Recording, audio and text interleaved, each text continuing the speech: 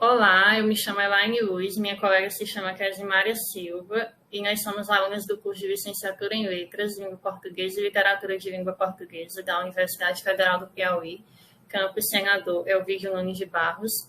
E nós vamos agora apresentar nossa análise sobre o conto Café Café, presente na obra Cidades Mortas, de Monteiro Lobato. Este vídeo faz parte da disciplina de Literatura Nacional 4, que tem como orientadora a professora doutora Cristiane Feitosa Pinheiro. José Bento Renato Monteiro Lobato. Ele foi um escritor e editor brasileiro pré-modernista, foi também jornalista, tradutor e empresário. Nasceu na cidade de Taubaté, São Paulo, em 18 de abril de 1882. Em 1904, formou-se em Direito pela Faculdade de São Paulo. Durante seu tempo de faculdade, ele já escrevia artigos para jornais do Rio, Santos e São Paulo sobre diversos assuntos. Mais tarde, escreveu Cidades Mortas, que é o livro que retrata a agonia da cidade quase abandonada. Após se formar, assumiu o cargo de promotor público em sua cidade natal. A partir de 1917, ele vai se dedicar definitivamente à literatura e funda a revista Paraíba, fechada em seguida. Muda-se para São Paulo e colabora com a Revista do Brasil, transformando-a em um núcleo de defesa da cultura nacional. Posteriormente, ele vai fundar a gráfica Monteiro Lobato, que foi encerrada em 1924. A Companhia Editora Nacional vai vender sua parte em 1927 e funda a Editora Brasiliense em sociedade com amigos. No mesmo ano, ele foi nomeado Adido Comercial do Brasil em Nova York, no governo de Washington Luiz. Em 1946, vai morar na Argentina, onde estabelece também uma editora, que é a Editorial Ateon. Em 1947, ele retorna para São Paulo, vindo a falecer no dia 5 de julho de 1948. Cidades Mortas. A obra ela faz parte do pré-modernismo, que foi um movimento literário que vai marcar a transição do simbolismo para o modernismo. Ela foi publicada em 1919 pela Revista Brasil e reúne uma coletânea de textos diversos. Os contos eles foram escritos entre 1900 e 1910, onde Monteiro Lobato critica as especificidades do rural brasileiro. Vão retratar também a decadência do interior de São Paulo após o declínio das lavouras de café da região, ou seja, é o retrato da decadência das cidades e do homem do interior do Brasil, utilizando-se como matéria-prima a região do Vale do Paraíba. Apresenta uma construção de ideia de rural em oposição ao urbano. O rural é visto pelo autor como exílio, letargia desanimadora das pessoas mais fortes, ou seja, ele vê o rural como algo decadente e sem perspectiva de reabilitação. Já a construção do urbano, feita por Lobato, é vinculada ao progresso, entendido como modernização ligada ao dinamismo das cidades. Cidades Mortas, portanto, ela é uma produção regionalista preocupada em promover a nacionalização da literatura brasileira. Isso por quê? Porque o autor ele lutava por uma literatura que fosse definitivamente nacional, brasileira, que não estivesse ligada a estéticas da Europa e de outros centros irradiadores. O cunho regionalista dos contos detém-se na ambientação do interior paulista e na construção de personagens tipicamente brasileiros. A intenção do autor ao penetrar nessas vidas é fazer uma crítica, às vezes elegante e sutil, outras de modo corrosivo e perturbador. A obra contém uma linguagem simples, direta e objetiva, isso porque o autor não concordava com a imposição de regras, pois acreditava que a língua possuía uma evolução natural. Existe também na obra uma liberdade no vocabulário e no uso das expressões regionais. Assim, a teoria do conto nos diz que um conto parece ser a partir de um fragmento da realidade, a partir de um episódio fugaz, a partir de um dado extraordinário, mas muitas vezes despercebido do real, a partir de um fato qualquer, e por que não, a partir de fato nenhum, a construção de um sentido que produza no leitor algo como uma explosão, levando as comportas mentais a expandirem-se, projetando a sensibilidade e a inteligência a dimensões que ultrapassem infinitamente o espaço e o tempo da leitura. O enredo da obra. Monteiro Lobato ele recria de forma literária e saudosa fatos e glórias passados da produção rural cafeeira. Diferentemente, entretanto, da nostalgia romântica, sua expectativa a princípio não parece ser a volta ao passado, e sim a sua superação. Lobato chama a atenção do leitor para o estado de declínio e decadência da região agrária valparaibana em sua visão atrasada e decadente, e elabora sua interpretação da transição histórica da agricultura cafeira da região. Assim, a obra fala sobre a decadência econômica, a queda da produção cafeeira e o cotidiano das cidades, atacando também a realidade política, econômica e literária daquele tempo, descrevendo em cada texto personagens típicos encontrados na sociedade. Com relação à estrutura da obra, a edição de 1919 é composta de 25 contos que foram escritos em diferentes momentos da vida do autor. O título do livro é também o título de um dos contos, datado de 1906. Os textos que compõem a obra são As Cidades Mortas, A Vida em Oblivion, Perturbadores do Silêncio, A Virgem Ociosa, Cavalinhos, A Noite de São João, O Pico do Reverendo, Pedro Pichorra, Cabelos Compridos, O Resto da Onça, Por que Lopes se Casou, Júri da Roça, Gens Genuyês, O Filho do Indiscreto, O Plágio, O Romance de Chupim, O Luzeiro Agrícola, A Cruz de Ouro, De Como Quebrei a Cabeça a Mulher do Mel, O Espião Alemão, Café Café, Toque Outra, Um Homem de Consciência, Anta que Berra, O Avô de Crispim. Nas edições seguintes foram acrescentando-se alguns novos pontos. Nós agora vamos partir para o conto objeto de análise desse vídeo, que é o Café Café. A crítica literária diz que o conto ele citou-se como elemento emblemático no conjunto da obra de Monteiro Lobato, colocando em evidência o descompasso entre a terra e o homem, uma vez que o agricultor investe todo o seu capital na safra do café, acreditando que sua cotação em baixa no mercado exportador seja um fenômeno passageiro. Em vista disso, expande suas lavouras, ocupando todo o terreno da pequena propriedade, sem que nenhuma outra cultura tenha lugar, em vista de sua espera pela subida da cotação desse produto, que não ocorre. O conto é extremamente crítico e vai mostrar a realidade social da época, no caso aqui, os efeitos da queda do produto do café na vida daqueles que sobreviviam às suas custas. Com relação à estrutura do conto, nós vamos tratar agora dos personagens, do enredo, da trama, do foco narrativo, espaço, tempo, epílogo e desfecho. Os personagens.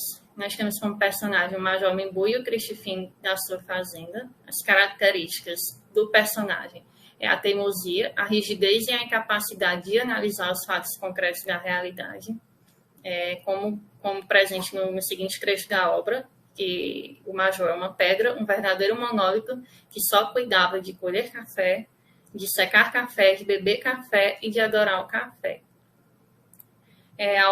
O conto nos traz comparações que atribuem concretude aos defeitos do personagem, como a presença de metáfora de uma casa mental para cada tipo de inteligência, associação de pássaros e borboletas com ideias que ajudam a progredir e escolher outros produtos para substituir o café. Com relação à falta de protagonismo e passividade do personagem, isso ocorre porque tem como alvo os habitantes do interior e, de forma geral, os brasileiros que são contrários à modernidade. O autor nos coloca aqui esse pensamento arcaico do personagem, de colocar que a queda do produto se deve pela questão da república e que no passo de mágica ele vai voltar o preço vai voltar no passo de mágica como era no tempo do Império.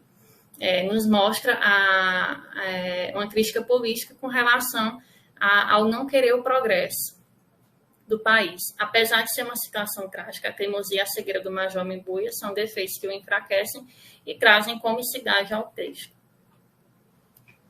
Boa tarde, dando continuidade agora com o foco narrativo do texto, no qual o narrador se apresenta em terceira pessoa e é do tipo onisciente, ou seja, ele não participa dos acontecimentos, mas tem total conhecimento dos fatos e dos personagens. Assim, ele conhece o passado, o presente e o futuro dos personagens, bem como seus pensamentos e sentimentos.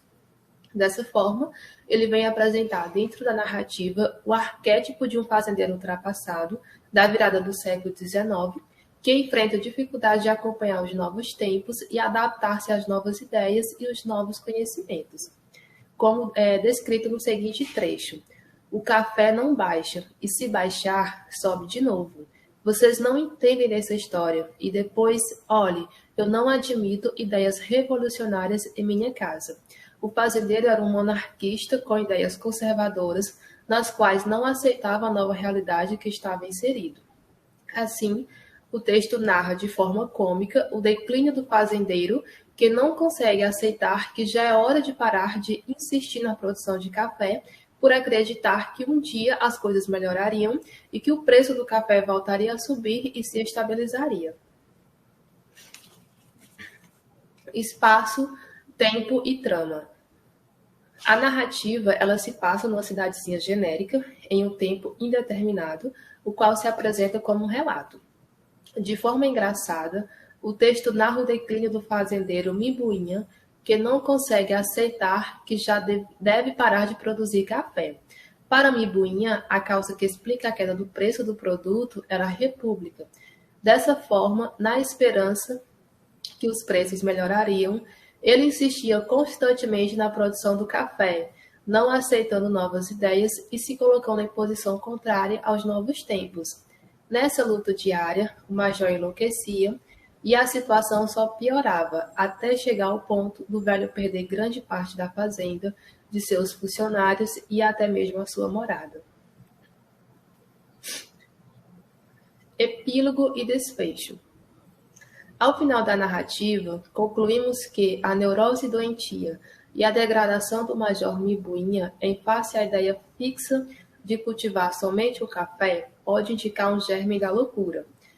Nesse ponto, há um fato interessante que o caráter transgressor da loucura também se aproxima da arte moderna, uma vez que ambas se inscrevem como espaço privilegiado de manifestação de subjetividade, no qual os juízes de valor e as convicções de toda espécie mostram-se em sentido para o indivíduo ou para a consciência do indivíduo. Assim como descrito no seguinte trecho, Mibuinha estava um espectro, já nu de todos, os olhos embugalhados a se revirarem nas órbitas com desvario.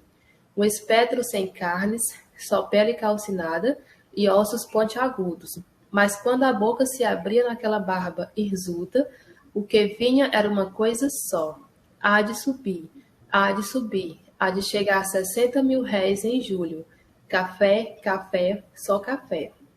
Então, como o próprio texto demonstra, o Major Mibuinha enlouquece porque a realidade na qual ele se encontra naquele momento não consegue suprir as suas necessidades e as suas aspirações. Então, ele refugia-se, portanto, no universo do inconsciente e da loucura, como resposta a essa desconcertante e depressiva situação. Ao longo da narrativa, descobrimos que, para se sustentar, ele precisa vender uma nesga da fazenda, um pedaço de sua própria carne, como demonstra o trecho seguinte. O moche insaciável, porém, engoliu tudo e pediu mais. Ele vendeu mais. Vendeu os pastos, vendeu por fim a casa de morada, com todos os benfeitores, e foi residir no ranchinho no cafezal.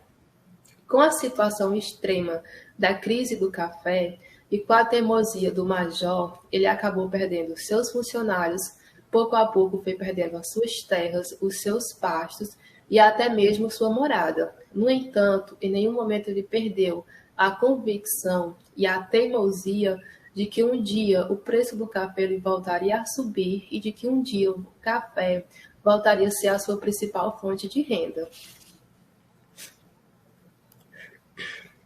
Como temática, assim como em outros contos da obra Cidades Mortas, o conto Café, Café apresenta a decadência da cultura do café, onde há uma crítica explícita que perpassa do início ao fim do conto, a monocultura e a fixação econômico-emocional visceral dependente ao café.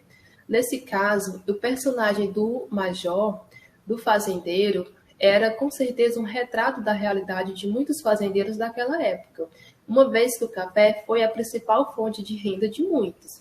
Então, muitos fazendeiros não aceitavam os novos tempos revolucionários e preservavam a todo custo a tradição da monocultura cafeeira, sem fazer novos investimentos e sem diversificar a produção de outros produtos agrícolas além do café. A temática principal do conto é a teimosia e a loucura do major. O major enlouquecia, estava à míngua de recursos, endividado, a fazenda penhorada, os camaradas desandando, os credores batendo a porta.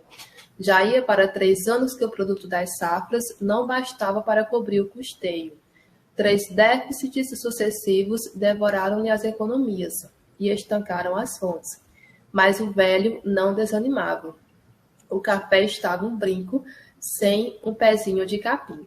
Então, a teimosia de Mibuinha em não querer abolir a monocultura do café não só lhe acarretou uma decadência na economia e também socialmente, como também uma loucura progressiva, na qual aumentava à medida que o preço da saca de café ia caindo. Então, a obsessão e a histeria era tanta que o major foi perdendo tudo, menos a convicção e a teimosia de que o café voltaria, o preço do café voltaria a subir e então voltaria a ser a sua principal fonte de renda.